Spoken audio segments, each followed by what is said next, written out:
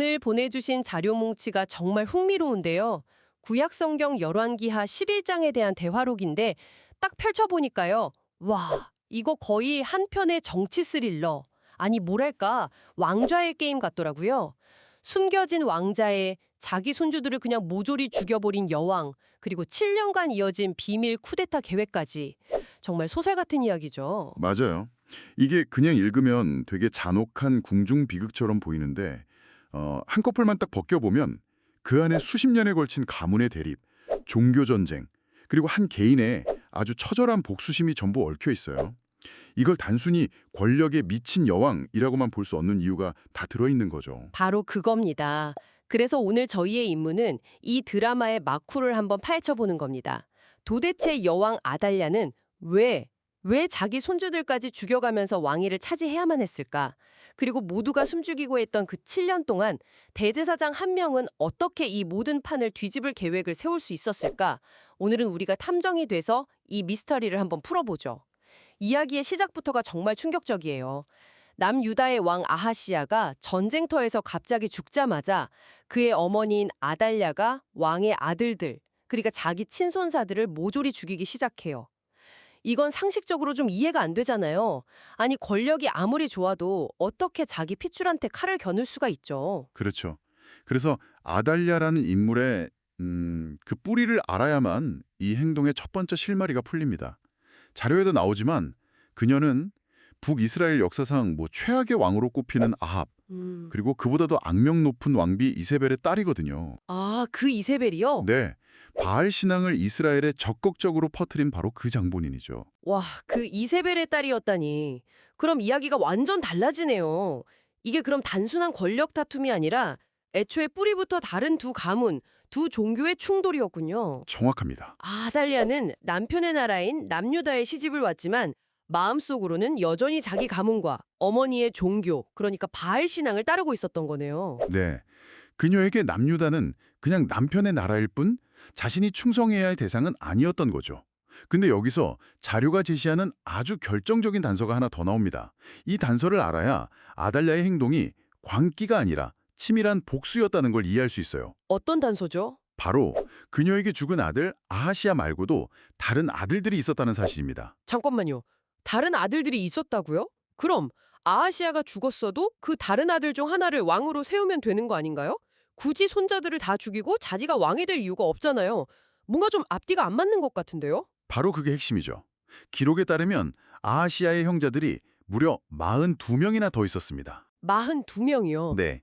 그런데 아하시아가 왕이 되기 얼마 전 블레셋과 아라비아인들이 쳐들어와서 왕자들을 모조리 죽여버리는 끔찍한 사건이 발생해요. 아, 그럼 그 42명의 아들들이 그때 다 죽었다는 말인가요? 그럼 아하시아는? 맞습니다. 아하시아는 그 참극에서 살아남은 아달랴의 마지막 아들이었던 겁니다. 그녀의 핏줄로 왕위를 이룰 수 있는 유일한 희망이었죠. 그런데 그 마지막 희망마저 허무하게 죽어버린 거예요. 와, 이 배경을 알고 나니까 이야기가 완전히 다르게 보이네요. 이건 그냥 권력력에 눈먼 여왕의 이야기가 아니었어요. 총 43명의 아들을 모두 잃은 한 어머니의 이야기군요. 자신의 가문은 완전히 몰락했는데 눈앞에는 남편 가문인 다윗 왕조의 후손들, 그러니까 자기 손주들만 남아있는 상황. 그녀 입장에선 내 가문은 끝났으니 너희 가문도 끝내겠다는 그런 처절한 복수였군요. 그렇죠. 모든 것을 잃은 사람이 던지는 마지막 승부수였던 셈입니다. 다윗 왕조의 씨를 말려버리고 그 자리에 자신이 믿는 바알 신앙의 왕국을 세우려고 했던 거죠. 아주 철저히 개선된 정치적, 종교적 쿠데타였습니다. 그렇게 아달랴가 완벽하게 그리고 끔찍하게 승리한 것처럼 보였어요. 다윗 왕조의 불씨는 완전히 꺼진 듯했죠. 하지만 보내주신 자료를 보니까 그녀가 놓친 단 하나의 느슨한 실이 있었어요. 네, 바로 갓난아기였던 왕자 요아스죠. 아달랴의 학살이 벌어지는 그 혼란 속에서 요아스의 고모인 여호세바가 아기를 몰래 빼돌리는 데 성공합니다. 여기서 정말 영화 같은 설정이 등장하는데 이 여호세바의 남편이 바로 당시의 대제사장 여호야다였다는 사실이에요. 왕족 공주와 종교계 최고 지도자의 만남이라니, 와, 이건 정말 최고의 조합인데요. 한 명은 핏줄의 정통성을, 다른 한 명은 종교적 권위를 쥐고 있으니까요.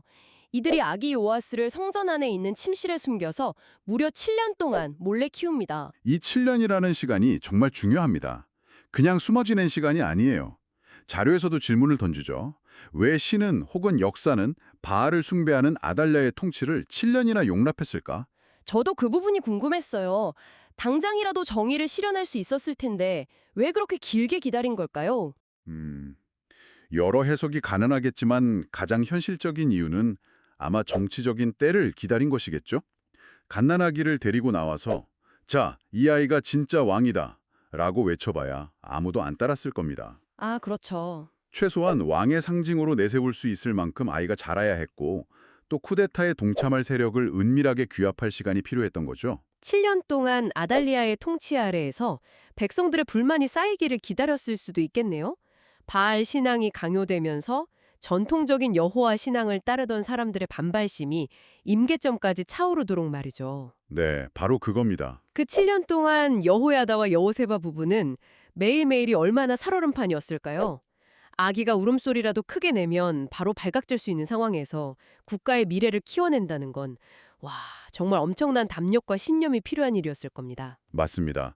그 7년은 단순한 침묵의 시간이 아니라 수면 아래에서 거대한 계획이 치밀하게 준비되던 뭐랄까 폭풍 전야의 시간이었던 거죠. 그리고 마침내 요아스가 7살이 되던 해 베제사장 여호야다가 칼을 뽑아듭니다. 드디어 쿠데타의 날이군요.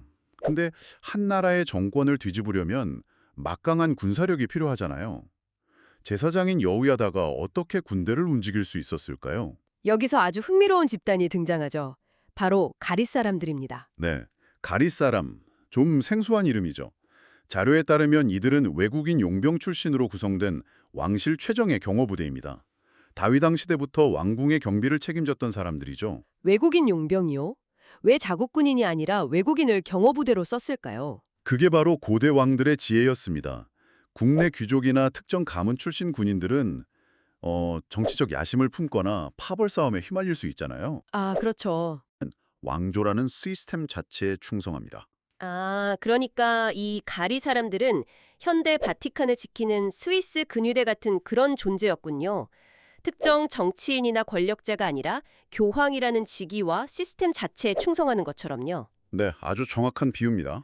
여호야다가 바로 이 점을 파고든 거네요. 맞습니다. 여호야다는 가릿 사람들의 지휘관들을 성전으로 비밀리에 불러 모읍니다. 그리고 그들에게 묻죠. 너희가 충성을 맹세한 대상이 누구냐? 현재 왕좌에 앉아있는 찬탈자 아달랴냐? 아니면 너희가 목숨 바쳐 지켜야 할 다윗 왕조의 마지막 핏줄이냐? 그리고 숨겨뒀던 7살 요아스를 그들 앞에 딱 보여준 겁니다. 와, 가리 사람들 입장에서는 충격과 동시에 자신들의 존재 이유를 확인하는 순간이었겠네요.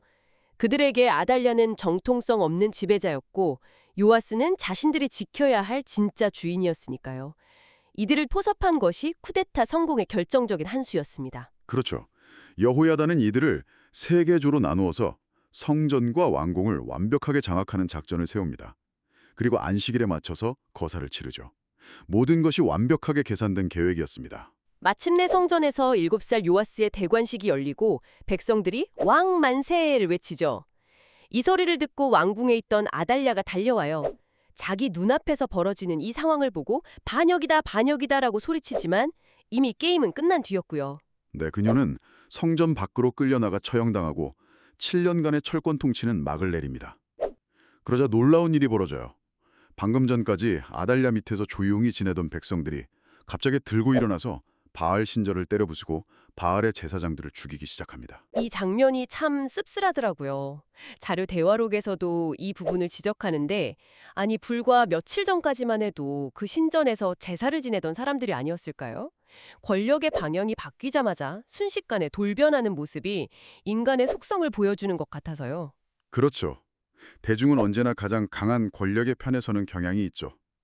그래서 이 이야기의 진짜 주인공은 쉽게 변하는 백성들이나 구출된 어린 왕 요아스가 아니라 바로 대제사장 여호야다라고 할 수 있습니다. 아, 모두가 침묵하고 순응하던 그 암흑의 7년 동안 자기 자리에서 묵묵히 신념을 지키고 미래를 준비해서 결국 나라를 바로 세운 영웅이죠. 한 명의 선지자나 위대한 왕이 아니라 자기 직분을 충실히 수행한 제사장 한 사람이 무너진 나라를 다시 일으켜 세우는 모습이 정말 인상적이에요.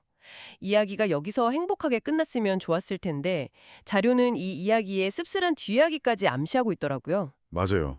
요야다가 살아있는 동안에는 유아스가 훌륭한 왕으로 나라를 잘 다스립니다. 스승이자 멘토, 아버지 같았던 요야다의 가르침을 잘 따랐죠.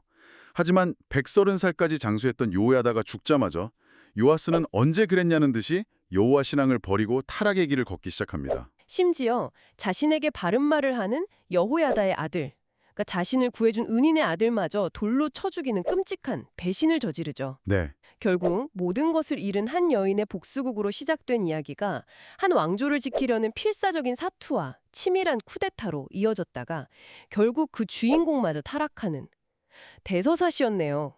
권력, 신념, 충성, 배신, 인간의 모든 모습이 담겨 있는 것 같습니다. 아달랴달 예의 속에서 우리는 권력의 허무함과 신념의 중요성을 동시에 보게 되는 것 같아요.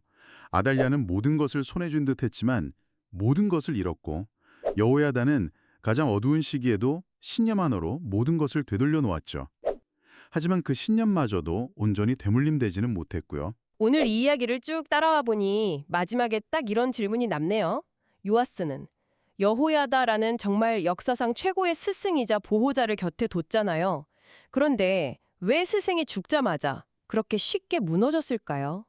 우리 삶에서의 신념이나 가치관이라는 게 과연 누구에게서 물려받거나 배운다고 완성되는 걸까요? 아니면 결국 스스로 고난을 겪고 깨닫는 과정을 거쳐야만 어떤 바람에도 흔들리지 않는 진짜 내 것이 되는 걸까요? 한번 생각해 볼 만한 문제인 것 같습니다.